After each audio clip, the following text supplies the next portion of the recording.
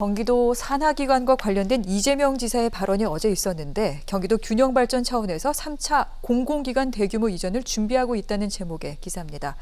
어제 이재명 경기도지사 경기도 북부청사에서 기자 간담회를 갖고 도 산하 공공기관 3차 이전 대규모로 추진하겠다. 북부 또는 북동부로 옮기는 방안을 추진하고 있다라고 밝혔는데 사실 경기도 산하기가 북부 추가 이전해야 된다는 목소리는 계속해서 나오고 있는데 이재명 경기도지사가 처음으로 3차 이전을 언급한 겁니다.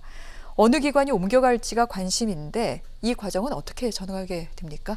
이재명 지사는 지난 14일 경기도 북부 청사 출입 기자들과 가진 자리에서 2차 공공기관 이전 방식처럼 3차 이전 때도 공모를 거쳐서 조성 지역을 결정할 것이라고 밝혔습니다. 이전 규모 역시 작지 않을 것이라고 밝혔고, 그리고 이전 기관을 구체적으로 말을 하기에는 아직 어렵지만 상당한 규모로 진행될 것이라고 강조를 했습니다. 경기도 공공기관 중에서 가장 규모가 큰 기관인 경기주택도시공사, 경기신용보증재단, 경기도 경제과학진흥원의 이전 가능성이 있습니다.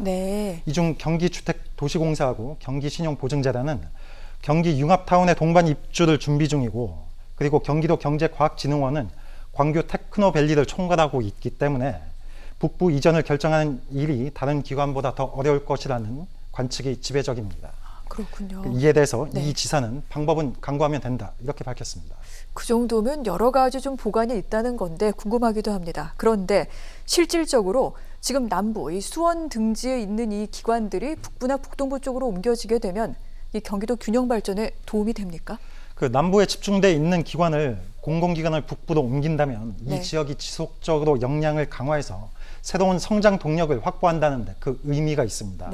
특히 경기주택도시공사하고 경기도 경제과학진흥원, 경기신용보증재단 등 이 공공기관은 경기도의 주택과 경제기업 지원을 담당하고 있습니다. 이에 기업 및 투자 유치를 이끌어낼 수 있다는 기대를 갖고 있고요. 또한 주택개발을 통한 인구 유입 등 지역 발전에 대한 긍정적인 결과도 얻어낼 수 있을 것으로 보고 있습니다. 또 단순하게 보면 그 지역 상권이 활성화될 수 있는데요. 공공기관 지원수가 보면 경기주택도시공사는 588명, 경기도 경제과학진흥원 562명, 경기신용보증재단 401명입니다. 이들 직원이 이 인근 상권에서 외식비를 지출한다면 어느 정도 지역경제 활성화에 기여할 것으로 보입니다.